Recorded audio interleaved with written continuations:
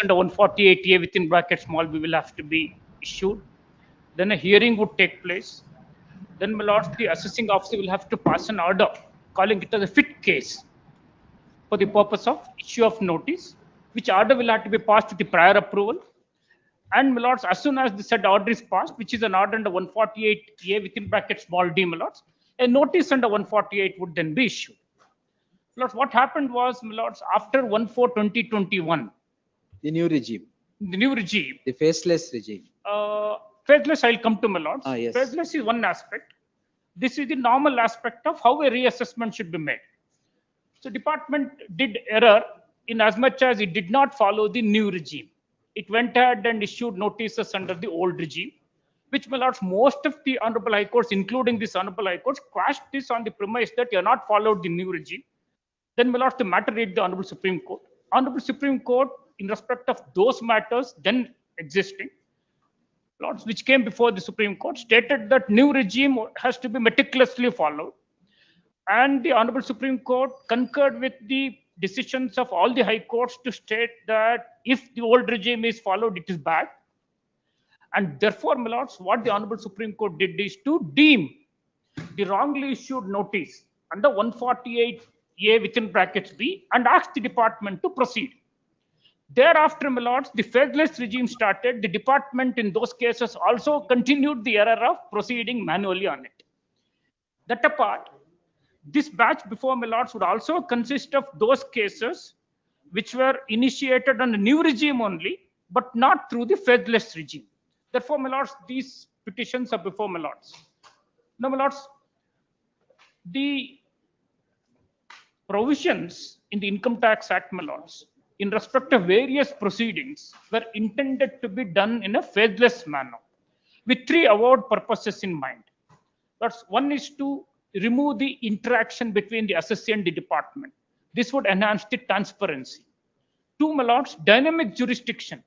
My lords, they wanted to get rid of the conventional method of the jurisdictional assessing officer, which would then mean, my lords, there wouldn't be proper optimal utilization of resources within the department.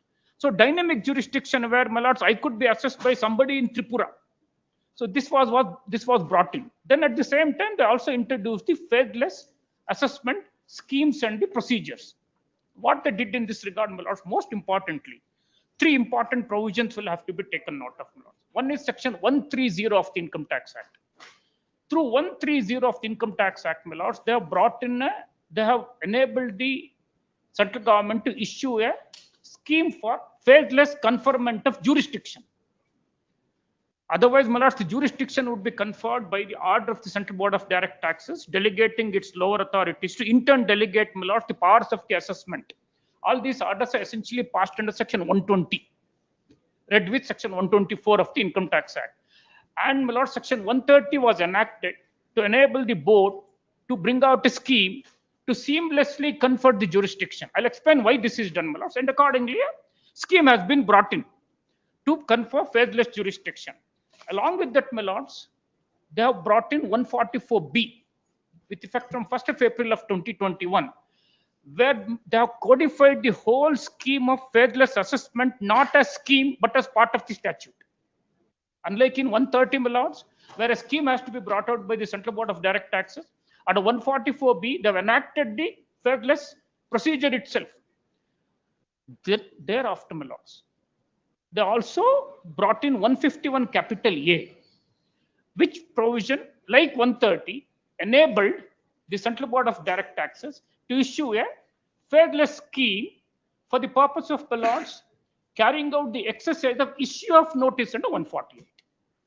So I may clarify one thing, my lords, here, that 151A scheme provided for stage up to the issue of notice under 148. And thereafter, the assessment in a faceless manner will have to be done under 144B. The whole, if, my lords, were to look at all this in an integrated manner, how it works, my lords, is the cases for reassessment would be picked largely on the basis of risk management strategy, which, my lords, is a strategy adopted by the Income Tax Department, applying artificial intelligence and the machine learning, where, my lords, they will have the set risk parameters. On the basis of those set risk parameters, the cases will get flagged. And as they are flagged, my lords, they are to be picked for the purpose of reassessment. Reassessment.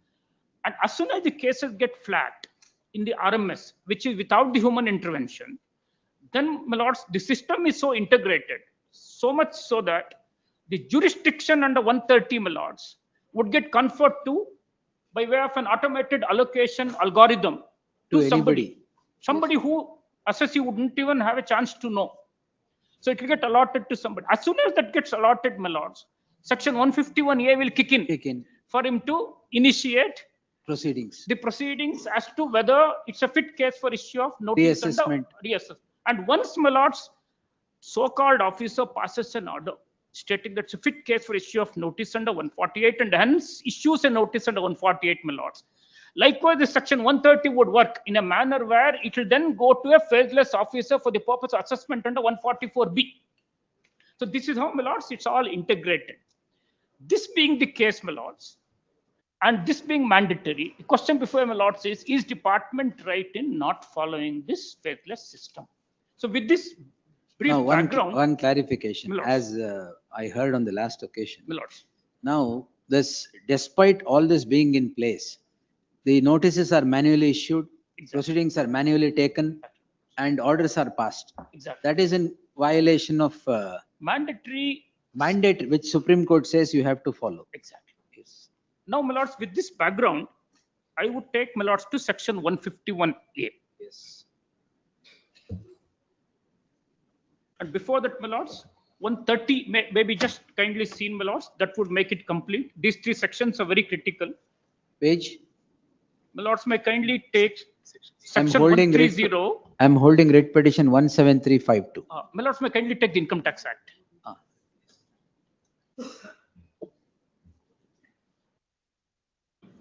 150. This section, my lords, Ah, at page 1.924, 1.924. Yes, sir. my lords will find section 130 on the left-hand side, Yes, I'm there. faithless jurisdiction of income tax authority. Yes. Now, my lords, this would provide for, without bothering my lords reading this, it will provide for bringing out a scheme to confer faithless jurisdiction. A scheme also has been brought in place, my lords, which at this point in time may not be really relevant. Now, my lords may kindly go to 144B of the Income Tax Act, 144B. capital B, my lords. Yes. My lords will find in page 1.1004 on the left-hand side. 1.1004. Yes, my lords, on the left-hand side. Yes. 144B. 144 capital B. Yes, I'm there. Now, my lords, on the left-hand side, Yes. faithless assessment, Ah, notwithstanding anything to the contrary contained in any other provision of this act, the assessment, my lords, may also kindly notice reassessment. ah. My lords have found that. 1 minute, 1 minute. I'm sorry, my lords. Or my lords referring to 2025 Act, 120. Ah, yes, yes. 1.1004. 25, yes. 140 faceless assessment. Yes, my lord. 144B, subsection 1. Yes. What my lords are reading is effective 1/4/1922. Yes. Notwithstanding anything to the contrary contained in any other provision of this act, the assessment, my lords are there, Yeah, I'm there. Yes. reassessment, recomputation, my lords may kindly see reassessment as well, recomputation under 143(3), 144 and 147, which is reassessment section. Yes. As the case may be, with respect to cases referred to in subsection 2, shall be made in a phaseless manner as per the following procedure. Then, my lords, the whole lot of procedure will continue from page 1.1012 onwards. So, my lords, at this point in time, it may not be necessary, my lords, to take, except noting that, my lords, that the scheme is itself codified as in the form of section. Now, my lords, may most kindly go to the important section here, 151 capital A. 151A. Capital A, my lords, which my lords will find in page 1.1040. 1040. Yes, my lords. Yes, I'm there. Lords, on the left-hand side, fairless assessment of income escaping assessment. Yes. Subsection 1.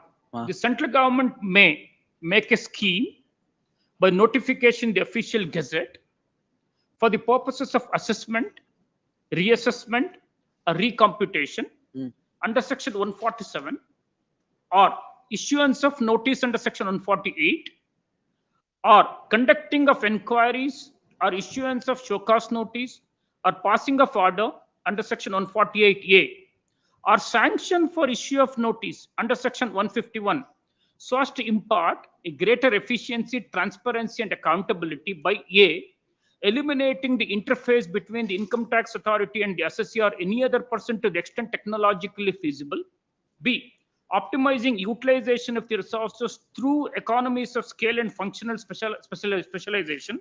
C, introducing a team-based assessment, reassessment, or recomputation, or issuance or sanction of notice with dynamic jurisdiction. Then, my lord, subsection 2 is also equally important. The central government may, for the purposes of giving effect to the scheme made under subsection 1, by notification in the official gazette, direct that any of the provisions of this act shall not apply or shall apply with such exceptions, modifications, and adaptations as may be specified in the notification. That is a cut-off date for issue of that. Now, my lords, subsection 3 is equally important. Every notification issued under subsection 1 and subsection 2 shall, as soon as may be, after the notification issued, be laid before each house of the parliament. Lord, this section empowers the Central Board of Direct Taxes not only to issue a scheme, but also, my lords, specify that other provisions of the act should not apply if the scheme were to come in, obviously to the extent of incompatibility and inconsistency. That is not the And also the notification so issued by the Central Board of Direct Taxes will have to be placed before both the houses of the parliament. Now, my lords, in exercise of powers under this particular section, notification has been issued, my lords. I may share this convenience compilation, my lords. It's already there in the paper book. It's already in the paper book given by Shankar sir. at page. It is here.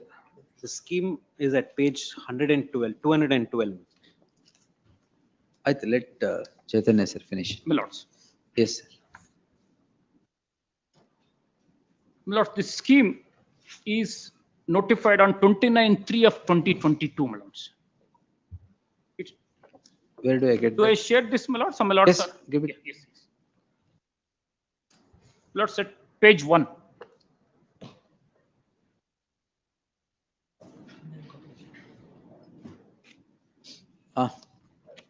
May I read this, my lords? Yes. In exercise of powers conferred by subsections 1 and 2 of 151 capital A. My lords, may kindly take a pause here. Yes. This is issued not only in exercise of powers under subsection 1, it's also issued in exercise of powers under subsection 2, which enable the board to notify those sections which should not apply or should apply with such exceptions, modifications, and adaptations.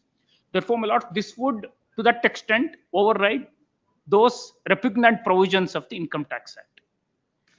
Then, my lords, the central government hereby makes the following scheme, namely, this scheme may be called as e-assessment of income escaping assessment scheme 2022. It shall come into force with effect from the date of its publication in the official gazette. Then, my lords, definitions. Clause B may kindly be seen, my lords. Section 2(1)B, automated allocation, means an algorithm for randomized allocation of cases by using suitable technological tools, including artificial intelligence and machine learning, with a view to optimize the use of resources. That is how, my lords, the cases will get allocated. Then, my lords, the words and expressions used herein but not defined, but defined in the act shall have the meaning respectively assigned to them in the Income Tax Act. Scope of the scheme, this is important, my lords. For the purposes of this scheme, there are two limbs there. A, assessment, reassessment, or recomputation under section 147 of the Act. B, issuance of notice under section 148 of the Act shall be through automated allocation in accordance with the RMS formulated by the board as referred to in section 148 of the Act for issuance of notice, and in a phaseless manner to the extent provided in section 144B of the Act with reference to making assessment or reassessment of total income or loss of the assessee. Lords, there are two limbs, as my lords have seen in this notification. One, my lords, is assessment, reassessment, recomputation under section 147. Two, my lords, issuance of notice under section 148 of the Act. My lords, my first humble submission is, this notification is dated 29th of March of 2022. Whereas from 1st of April of 2022, the assessment, reassessment, and recomputation under section 147 has to be made under 144 capital B, which will start with a notwithstanding clause, non-obstante clause. Therefore, my lords, the scope of this notification may kindly be confined only to the second limb of it, that is issuance of notice under section 148 of the Act. Yes. My lords, section 147, which gives, my lords, room for doing reassessment, is subject to provisions of 148 to 152, which will inter alia include 151A as well, 148 as well. Therefore, my lords, the whole of reassessment as is coming in section 147 is subject to those sections as is stated in section 147, inclusive of 151A, up to which includes inter alia 151 capital A. Now, 151 capital A, my lords, have found that the board is enabled to bring a scheme. The board has brought a scheme. The board has brought a scheme whereby, my lords, it says issuance of notice under section 148 shall be through automated allocation in accordance with RMS formulated by the board as referred to in section 148 for the issuance of notice, comma, and in a phaseless manner. Therefore, my lords, it has to be necessarily by way of automated allocation, and it has to be necessarily by way of phaseless manner. My lords, the parliament has used the word shall, the board has used the word shall here, my lords, which essentially indicates that there is no choice left to the revenue. Mandatory. It's mandatory, my lords. The Honorable Constitution Bench in Anjum Kasawala, my lords, in 252 ITR 1 has held that shall necessarily indicates the mandatory nature of it. Therefore, our first humble submission, my lords, is when the procedure is laid down none other than by the board which is at the helm of the affairs, it is in